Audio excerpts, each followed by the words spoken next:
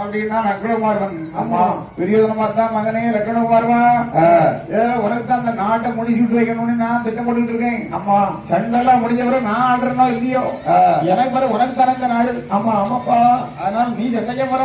ஆமாப்பா, நானே சண்டை போவேன். சும்மா கேளு, போறவெல்லாம் வெயிட் பண்ணி சும்மா இரு. இல்லப்பா இல்லப்பா, இதுக்கு முன்னால போனவங்களை தோத்து கபீர் முகமா வந்தாங்க.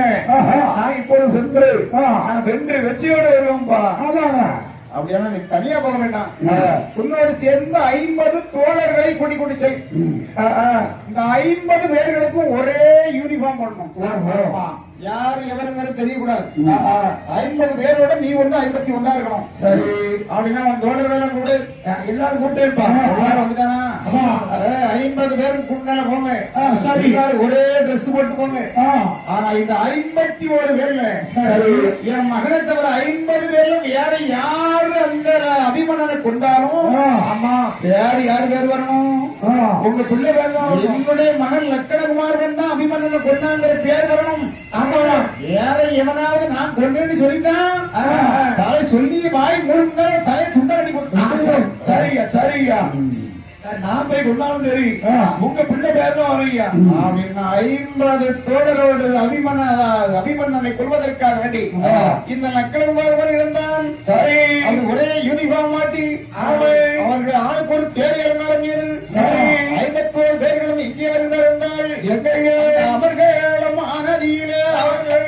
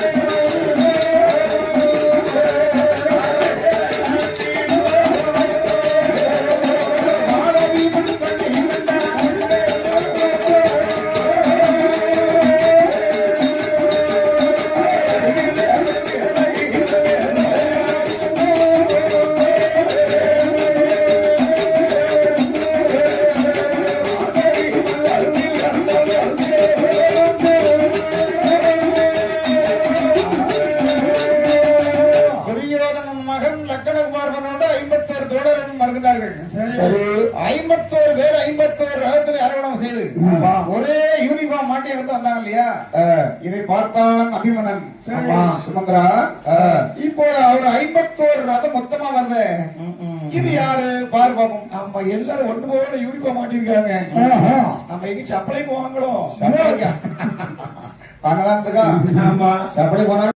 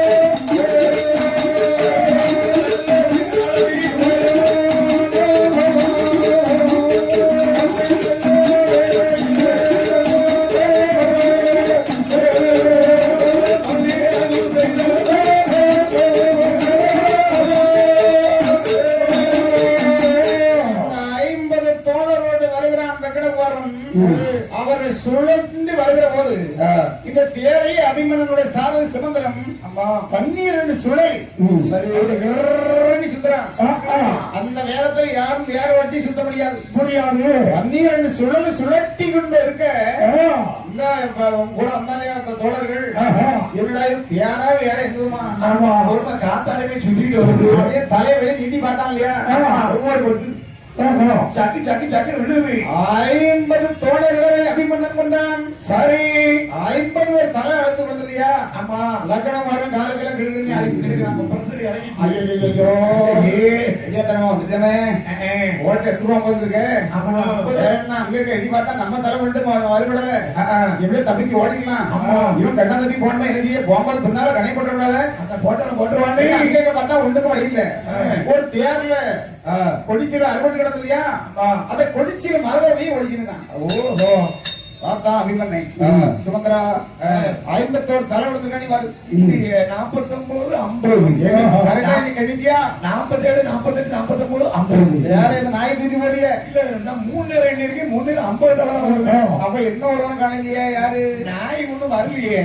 ஆமா நம்ம சொக்காரதான் காணல. மத்தபடி எல்லாத்தாலும் கிடக்கு. மத்த எல்லா தலை கிடக்கலையா? ஆமா எங்க போயிருப்பான்? ஒடிச்சுக்கிட்டானோ? ஆமா ஆளை ஓடிட்டானோ? ஓடலையே. அங்க எங்க அப்படி சுத்தி பாக்குற ஒரு கொடிச்சில வரவல கீழே கால் ரெண்டு தெரியுது. ஆமா சுமந்திரம் பார்த்தா அரசே இங்க பாருங்க என்ன அதான் 2 கால் தெரியுது இல்லையா? ஆமா சேலை என்னல தெரியுது. அந்த கால் தான் உங்க இருக்காரு. ஜோகர் அவனானோ ஏ கண்ட போய் பாய்த்தாங்குடி பைய இந்த பையன் இந்த பையன் அமர்கிடத்துக்கு வரலாமா? அதானே அமர்கிடம் என்னன்னு தெரியாம மாட்டிட்டு காணும். இப்ப பாரு என்ன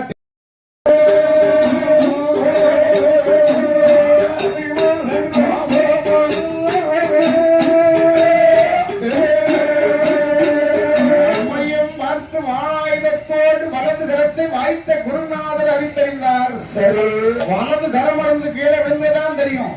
பின்னால எட்டி பார்த்தான் துரோணரே.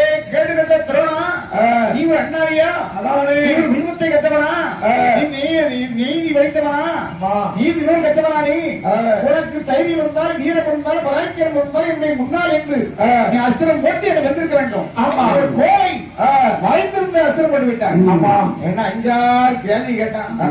அவன் மோத போர்ச்சி வந்தவன் அதானே அப்படியான உடனே அந்த கோபத்தோட தன்னுடைய தாய் மாமன் கண்ணன் சொல்லி கொடுத்த எரிச்சக்கர மந்திரத்தை வைத்து அவன் தேர் சகடை எடுத்து அந்த மந்திரத்தை சொல்லி அப்படியே சக்கரத்தை கொண்டு யாகப்பட்ட படைகளை கொள்றான். இப்படி மோச போர் செய்து கொண்டு இருக்க இத மோச போர் செய்வதை கண்டது யார் தெரியுமா? பீமன் பார்த்தா மனசு பேசி போய் போயிருந்தா இல்லையா? என்னடா மோச போர் நடக்குது. அமர்றதுக்கு யாரு வந்திருக்கா? ஏன்னா அது ஒரு அபிமானம் வந்திருக்காங்க தெரியாது. ஏன்னா கொஞ்சம் படைகள் மறந்து மடிந்து கிடக்க வேண்டிய படா யானையில நடக்கும் இல்லையா? அந்த உயரத்துல ஏறி பாக்குறான். அபிமன்னே அங்க ஒரு சக்கரத்தை கொண்டு போராடுறான். யோசிக்கிறான் ஐயோ நம்முடைய மகன் அபிமன்னாலே அமர்ந்து வந்திருக்கானே. மோசப்போர் செய்கிறார்கள் பாவியர்கள். மகனே அபிமன்னா இதோ பெரிய தந்தை வருகிறேன். ஒரு என்ன வேகமா ஓடிவான வரும்போது கையில அம்பிட்ட படைகள் யாரா இருந்தாலும் சரி யானையா இருந்தாலும் சரி குதிரையா இருந்தாலும் சரி தூக்கி தூக்கி அந்த வீசுறான். வீசி விட்டு கிட்டத்துல வரவும் சரி இதை பார்த்தார் துரோணர். ஏ சைந்தவா இதுதான் நல்ல நேரம். இங்க அக்னி போல் எரிகிறான் அபிமன்னன். அங்கே காத்து போல் வருகிறான் பீமன். சரி அக்னியும் காத்து சேர்ந்தா தீ பிடிச்சு அவர்களை அழைத்து போவோம். குண்டமாலை கொண்டு போடு. ஏன்னா குண்டமாலை கொண்டு பீமன் வருவதற்கு முன்னால கொண்டு போட்டு வளைந்தான். சரி ஓடி வந்தான் பீமன். குண்டமாலை கண்டது அப்படி நின்றான். ஈஸ்வரனுடைய கொண்டமாலை ஈஸ்வரனுடைய கொண்டமாலை கடலாமா? இன்றைய அமரில் யாவர் உயிர் போன்றினும் ஈஸ்வரின் கொண்டை கடலேன் என நின்றான் நராதிபனே. இன்றைய அமரிடத்தில் எத்தனை பேர் உயிர் போனாலும் பரவாயில்ல, ஈஸ்வரனாகிய மகாஜனுடைய கொண்டமாலையை நான் கடல மாட்டேன் அதானே நின்று திரும்பி போயிட்டான். கடையில் என்னாச்சு? இவன் அந்த எரிச்சக்கர மந்திரத்தை சொல்லி அப்படியே படைகளை கொள்ளுகிற போது அடுத்த ஒரு அஸ்திரத்தை போட்டு அந்த எரிச்சக்கரத்தை சக்கத்தை உடைச்சிட்டார். உடைச்சதாங்க உதிரங்கள் அதிகமாக போயினது. சரி உருண்டே நிறைய படை கொண்டான். அது அப்பா அவன் எவ்வளவு வீரனா இருந்திருப்பானி பாரு. உருண்டு படைகளை கொண்டு இருக்கான். உருண்டே நிறைய படைகளை கொண்டான். கொண்டு அப்படியே குற்றுகிறானான். சரி குற்றுகிறான் ஆகிற போது யோசிக்கிறான். அவன் நம்ம அப்பாவுக்கு ஒரு அபாயசம் தெரிவித்தோமையானால் சரி கண்டிப்பாக வந்து நம்மை காப்பாற்றுவார் என்று சொல்லி அவருடைய சங்கம் அப்படியே ஊதினான். சரி அபிமன்னன் சங்கு தொலைத்த உடனே இதை காதலை கேட்டது யார் தெரியுமா? அரிச்சுவனுக்கு தேரோட்டி கொடுத்தாரே என் பெருமாள். அவருடைய காதல இந்த சங்கு போய் கிடக்குது. இது அபாய சங்குதாச்சு. இந்த அபிமன்னன் தானே ஊதுறான். ஆமா அப்ப என்ன ஜாகரையோ ஆமா அவர் நினைக்காரு சாக போட்டிருக்க ஒருவேளை அபாயசக்கு சத்தத்தை காதுல கேட்டா இந்த அர்ஜுனன் சண்டை நிறுத்திட்டாங்க போயிருவானே போய் காப்பாத்திடுவானே அவனை விடலாமா அவர் என்னையும் பெருமாள் என்ன செய்யறாரு தெரியுமா பாஞ்சசன் என் கையில எடுத்து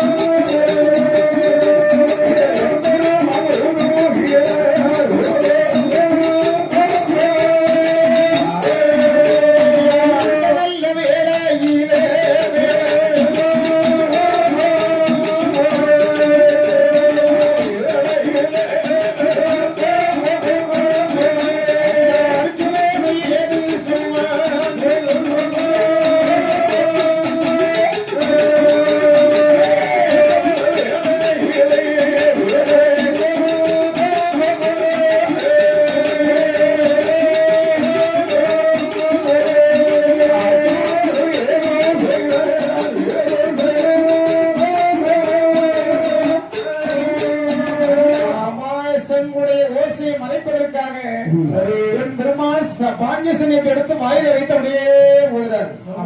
ஊதும் போது இந்த அபாய சக்கை இது மறைக்குது.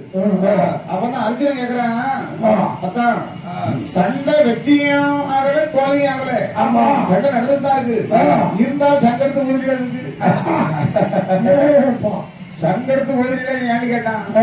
நம்ம அவளே வேற ஒண்ணும் இல்ல, இன்றைக்கு நீ போர் வருவது போல உன்னை ஒரு நாள் சண்டைப்பட நான் பாக்கல. ஆமா, நீ அமோகமாக போராடுவதை பார்த்து என்ன அறியாமலே சங்கெடுத்து